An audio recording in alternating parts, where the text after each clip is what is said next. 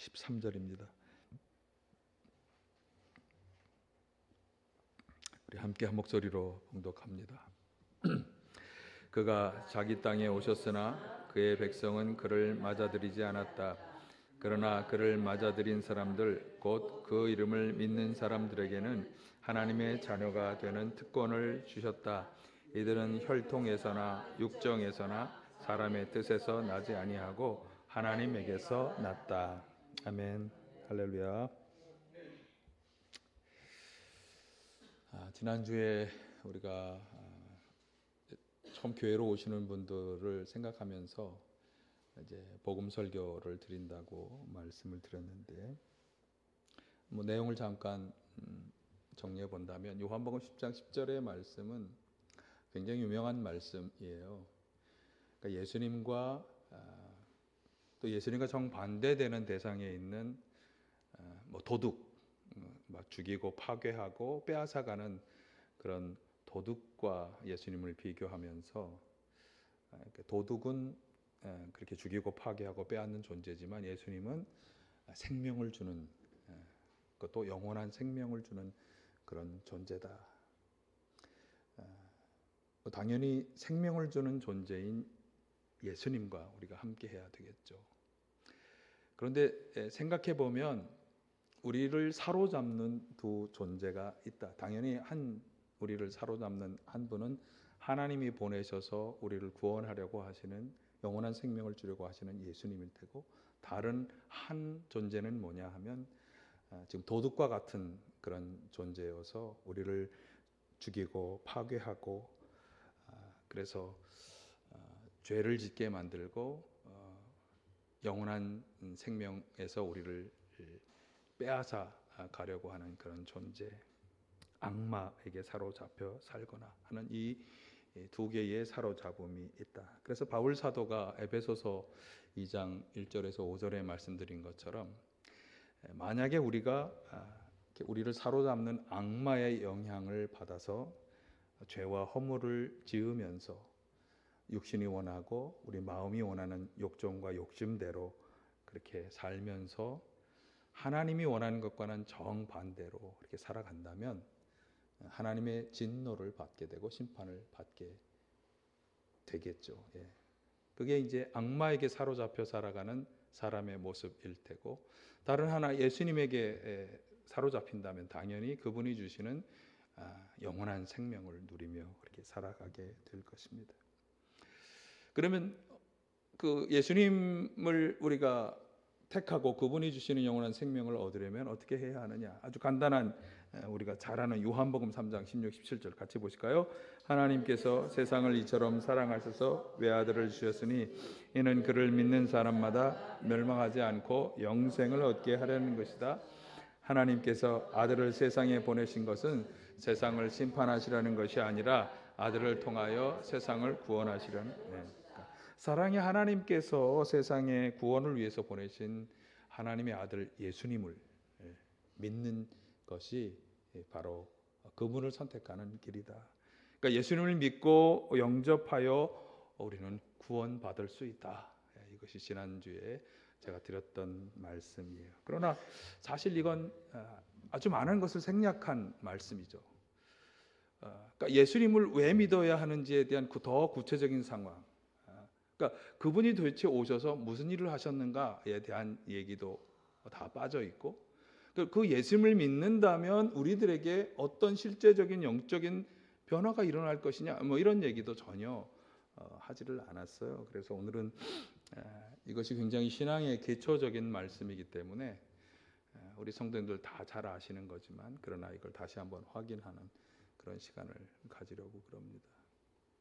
그래서 지난주에 오셨던 분이나 또 이렇게 복음을 전하기 원하는 분들이 있다면 오늘 말씀 잘 듣고 오늘 말씀까지 전해주시면 좋겠어요.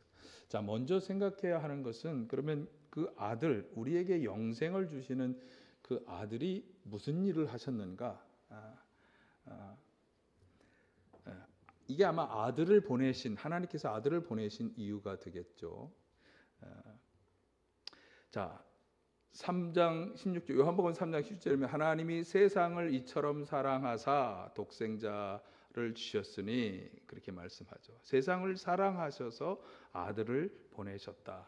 그러면서 거기 보면 세상이 멸망하지 않기 위해서 또 세상을 심판하지 않기 위해서 보내셨다 이렇게 말씀하고 있어요. 그럼 왜 세상은 멸망을 하게 되는 거고 왜 세상은 하나님의 심판을 받게 되는가? 지난주에 소개해드렸던 에스겔서의 말씀에 그 단서가 나타나는데 에스겔서 18장 31, 32절을 한번 다시 보실까요? 너희는 너희가 지은 모든 자신에게서 떨쳐내버리고 마음과 영을 새롭게 하여라. 이스라엘 족속아 너희가 왜 죽고자 하느냐? 죽을 죄를 지은 사람이라도 그가 죽는 것을 나는 절대로 기뻐하지 않는다. 그러므로 너희는 회개하고 살아라. 나 주 하나님의 말. 지난주에 저는 이 말씀을 통해서 너희가 왜 죽고자 하느냐, 죽을 죄를 지은 사람이라도 나는 그가 죽는 것을 절대로 기뻐하지 않는다라고 하는 말씀을 통해서 아무도 멸망하지 않기를 원하는, 그래서 모든 사람이 다 구원받기 원하시는 하나님의 마음이 잘 드러내 있다라고 소개하고 넘어갔습니다만 사실 여기에서 아주 중요한 한 가지 점, 사람이 짓는 죄가 문제가 된다고 하는 것도 이 구절은 아주 잘 말씀하고 있어요. 그러니까 사람이 짓는 죄가 우리를 하나님의 심판과 하나님의 멸망으로 우리를 가게 하는 그런 최후의 심판으로 판단으로 우리를 이끌어가는 것이죠. 죄가 문제가 된다. 그래서 지난주에 제가 마지막 부분에서 인용했던 아주 중요한 관련한 세 가지 구절을 어떻게 보면 뜬금없이 소개해드렸지만 굉장히 중요한 구절에서 한번 다시 보실까요? 히브리서 9장 27절 사람이 한 번 죽는 것은 정해진 일이요 그 뒤에는 심판이 있습니다. 우리는 죽음을 당한 이후의 세계를 다 모르잖아요. 어떤 사람은 뭐 그냥 아무 일도 없을 거야 라고 이렇게 생각하지만 성경은 우리에게 거듭 말씀해 주는 죽음 뒤에는 반드시 하나님이 모든 것을 다 심판하시는 때, 우리가 행한 모든 것에 대해서 심판하시는 때가 다가온다. 자, 출애굽기 34장 7절. 그럼 그 심판이 무엇에 기인한 것이냐? 시작. 나는 죄를 벌하지 않은 채 그냥 넘기지는 아니한다.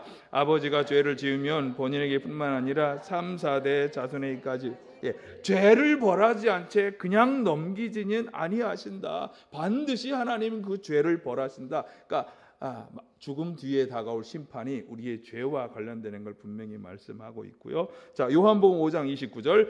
선한 일을 한 사람은 부활하여 생명을 얻고 악한 일을 한 사람은 부활하여 심판을 받는다. 지금 그냥 우리는 죽지만 그러나 그것은 마지막 심판 때 무엇을 예고하고 있느냐? 생명을 얻을 것이냐 아니면 심판과 멸망을 얻을 것이냐라고 우리가 갈라질 수밖에 없다. 그런데 하나님께서 보내신 예수 그리스도를 영접하고 믿는 사람은 이런 모든 죄를 용서받고 그리고 심판에서 벗어나 구원과 영원한 생명을 누리는 은혜를 받게 된다. 그러니 기쁜 소식이다. 기쁠 소식, 복음이다. 이렇게 말씀을 드렸습니다. 자, 그러면 예수님이라는 분이, 그분을 믿는 것이 우리의 죄의 문제와 어떻게 연결이 되는 걸까? 예수께서 하신 일이 우리가 짓는 이 죄를 어떻게 용서받도록 하시는가? 사실 이건 아주 기초 중에 기초예요. 그죠? 우리 집사님 다 아시는 내용이잖아요.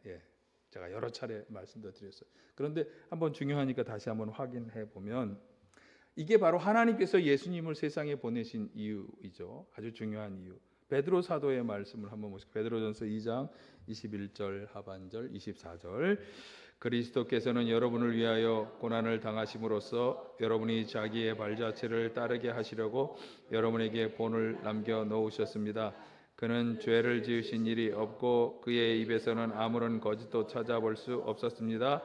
그는 우리 죄를 자기의 몸에 몸소 지시고서 나무에 달리셨습니다. 그것은 우리가 죄에는 죽고 의에는 살게 하시라는 것이었습니다. 그가 매를 맞아 상함으로 여러분이 나음을 얻었습니다. 이 구절 자체가 다 아주 소중한 구절인데 저는 지금 오늘 본문의 주제와 관련해서 예수께서 도대체 하신 일이 뭐냐? 아무 죄도 없으신 그 예수님께서 무슨 일을 하신 거냐? 우리들의 죄를 짊어지고 나무에 십자가에 달리셨다. 십자가에서 피 흘리고 죽으셨다. 그분의 죽음은 우리의 죄를 대신 다 짊어지는 죽음이었다. 그 죽음을 요한 사도는 뭐라고 얘기했는가 하면 화목제물의 죽음이었다. 요한일서 2장 1절 하반절 2절 시작. 누가 죄를 짓더라도 아버지 앞에서 변호해 주는 분이 우리에게 계시는데 곧 의로우신 예수 그리스도이십니다. 그는 우리 죄를 위한 화목제물이시니 우리 죄만 아니라 온 세상을 위한 거예요. 그러니까 화목제물의 죽음이었다. 근데 그 화목제물의 죽음이 뭐냐면 여기 설명한 것처럼 아버지 앞에서 우리를 변호해 주는 죽음이었다.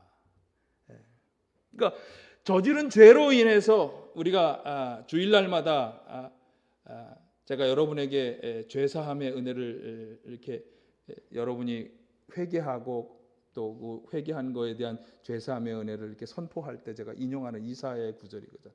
하나님과 우리 사이를 뭐가 가로막았다? 죄가 가로막았다. 하나님의 은혜가 우리에게 오는 것을 가로막는 게 뭐다? 죄다. 하나님의 은혜, 하나님의 사랑, 그 모든 것을 가로막는 이 죄의 문제, 가로막힌 죄의 문제를 다 사라지도록 만들고 하나님의 용서를 받을 수 있게 하는 게 뭐다? 이게 예수 그리스도가 화목제물이 되어 주셨기 때문이다. 화목제물로서 예수님이 우리 인간의 죄를 다 짊어지셨기 때문에 우리는 하나님과 화해하게 되었다. 그분이 우리의 죄를 용서하고 우리가 하나님과 화목의 관계를 다시금 회복하게 되었다. 그래서 우리는 구원에 이르게 되었다. 그래서 히브리서에서도 그것을 강조하면서 히브리서 9장 26, 28절 제가 한번 읽어드릴게요. 그리스도께서 그 몸을 여러 번 바치셔야 했다면 그는 창세 이래로 여러 번 고난을 받아야 하셨을 것입니다. 그러나 이제 그는 자기를 희생제물로 드려서 죄를 없이 하기 위하여 시대의 종말에 단 한 번 나타나셨습니다. 이와 같이 그리스도께서 많은 사람의 죄를 짊어지시려고 단 한 번 자기 몸을 제물로 바치셨고, 두 번째는 죄와는 상관없이 자기를 기다리고 있는 사람들에게 나타나서 구원하실 것입니다. 이 뒤쪽 얘기는 이제 재림하신 이후의 이야기니까 그건 다른 설명이라서 그걸 좀 생략한다면, 지금 이 히브리서의 말씀을 요약해서 이렇게 말할 수 있겠어요. 예수님께서는 단 한 번 나타나셔서, 그러나 그 자기 몸을 드리는 그 예수님이 드린 그 희생 제물의 죽음은 영원히 그분을 믿는 사람들에게 영원히 유효한 단 한 번의 그런 중요한 화목 제사의 제물이 되었다. 예. 그래서 그 공로로 우리는 우리들의 모든 죄를 용서받고 구원의 은혜를 받게 되었다. 그러니까 예수님을 믿는다는 게 뭐냐 하면 지금 바로 이 모든 일을 믿는 거예요. 사랑의 하나님께서 우리를 구원하기 위해서 당신의 독생자 아들을 희생 제물로 내어 주셨고, 그러니까 자기 아들을 내어주시는 하나님의 사랑, 그리고 그 하나님의 뜻을 이어받아서 자기 몸을 십자가에 내어주면서 기꺼이 희생제물이 되어서 우리의 죄를 다 용서받을 수 있는 길을 열어주셨다. 누가? 예수 그리스도가.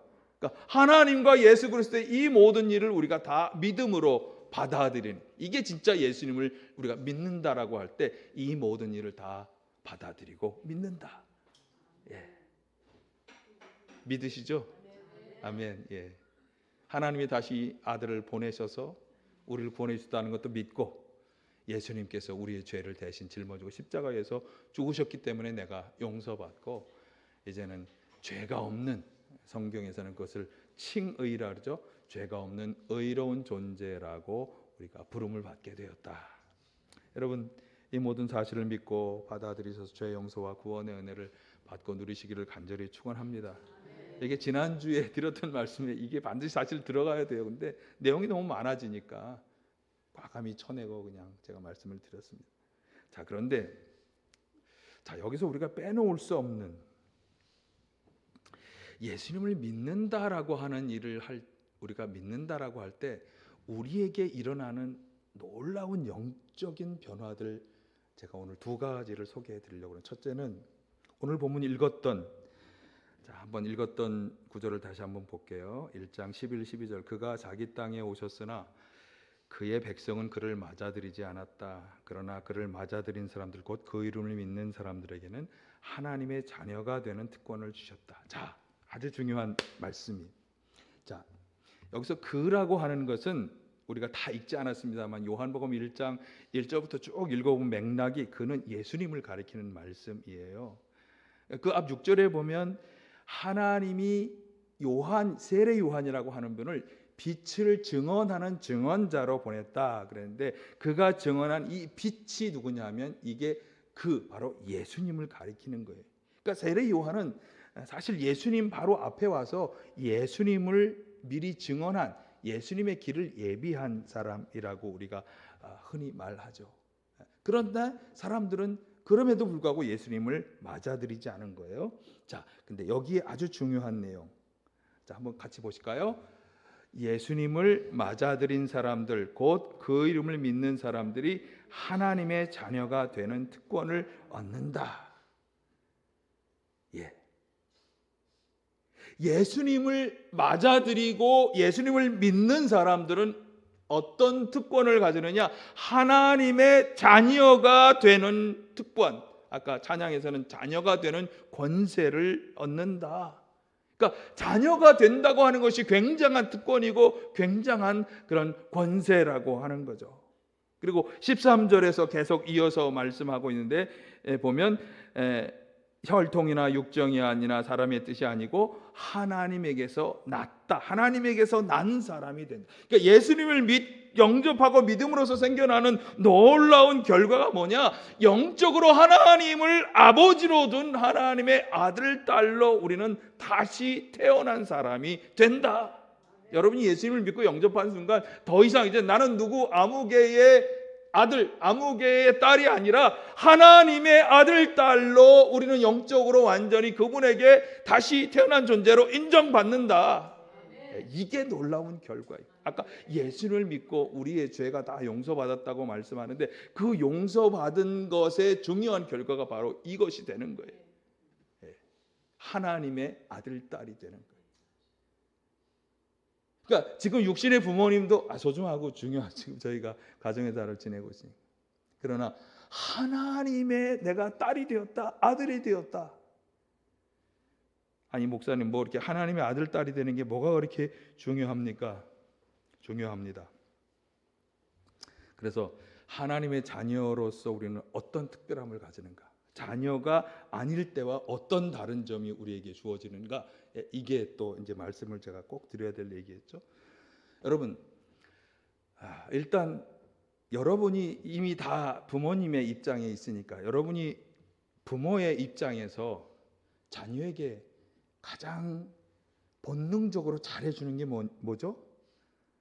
여기 그 다음 한번 넘겨줘 보세요.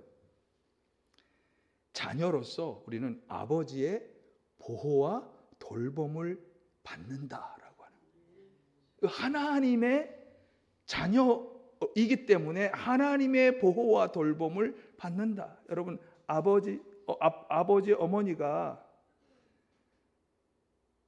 여러분은 어떠세요? 여러분의 딸이 있을 때 딸이 밤 9시 10시 넘어서 안 들어오면 그래 뭐 잘하고 있겠지, 알아서 잘 들어오고 있겠지, 그렇게 생각하는 분은 별로 없잖아요. 혹시나 또 무슨 일을 당하지 않았을까, 집에 들어올 때까지 염려가 되고 걱정이 되고, 이 부모의 마음이잖아요. 그러니까 하나님께서는 당신의 권능의 날개 아래 자녀를 품어주신다라고 하는 것을 우리가 확신할 수 있는 거예요. 그분의 자녀가 되는 순간 그 확신을 가지시기를 간절히 축원합니다. 시편 기자의 고백처럼 되는 거예요. 시편 기자가 이렇게 고백해. 시편 18편 23절에 보면 나의 힘이신 주님, 내가 주님을 사랑합니다. 주님은 나의 반석, 나의 요새, 나를 건지시는 분, 나의 피할 바위, 나의 방패, 나의 구원의 뿔, 나의 산성이십니다. 내가 주님께 부르짖습니다. 주님께서 나를 원수들에게서 건져 주실 것입니다. 우리 육신의 부모님은 사실 우리 원수에게서 우리를 건져내 주는 것까지는 할 수 없지만, 그렇게 되기를 간절히 원하시겠지만 능력의 하늘 아버지 하나님께서는 우리를 그렇게 해주신다고 하는 확신을 가질 수 있는 거예요. 왜? 내가 그분의 자녀가 되었기 때문에. 또 하나, 자녀는 아버지의 것을 상속받습니다. 저희도 이제 아버님이 먼저 가셨기 때문에 그 뒤에 과정을 저희들이 쭉 이렇게 보았습니다만, 자녀는 부모의 것을 상속받습니다. 갈라디아서 4장 6, 7절 보실까요? 여러분은 자녀이므로 하나님께서 그 아들의 영을 우리의 마음에 보내주셔서 우리가 하나님을 아빠, 아버지라고 부를 수 있게 하셨습니다. 그러니까 하나님이 영을 보내주셨는데 그 영이 우리가 그분을 하나님이라고 확신하게 하셨다. 그러므로 여러분 각 사람은 이제 종이 아니라 자녀입니다. 자녀이면, 같이 하실까요? 자녀이면 하나님께서 세워주신 상속자이기도 합니다. 하나님이 주시는 것을 다 받는 존재가 된다. 하나님이 뭘 가지셨을까요? 천지 만물을 지으신 창조주 하나님이 뭘 가지고 계실까요? 여러분, 그분이 가진 것 중에 가장 받기 원하는 게 무엇이에요? 뭐 여러분 각자가 다 다를 수 있겠죠. 그걸 난 물려받을 수 있다, 이렇게 생각하시면 되겠어요. 자, 그리고 지금 이거 어쩌면 이거는 하나님의 것을 상속받는 것과도 관련이 될 수 있겠지만, 또한 요한복음 3장 16절이 얘기하는 것처럼 하나님의 자녀는 당연히 하나님 나라에 들어가 영원한 생명의 삶을 살게 될 것을 확신할 수 있는 거죠. 성경이 약속하고 있잖아요. 그를 믿는 사람마다 멸망하지 않고 영원한 생명을 얻게 될 것이다. 또한 자녀는요, 이상하게 부모님을 닮아가요. 그렇지 않습니까? 여러분의 자녀를 때때로 이렇게 보면서, 아니 나쁜 거 빼고 좋은 것만 한번 생각해 보세요. 아, 저렇게 저런 걸 닮는구나. 나의 장점이 우리 자녀에게 물러지는 걸 보잖아요. 단점도 있지만. 그러니까 아까 말씀드린 것처럼 하나님의 영은, 아까 아들의 영이라니까 자녀로 삼아주시는 그 영은 우리가 하나님의 자녀라고 하는 확신도 줄 뿐만 아니라 그분의 영은 우리 안에서 우리의 성품을 변화시키는 거예요. 이게 바로 성령의 열매예요.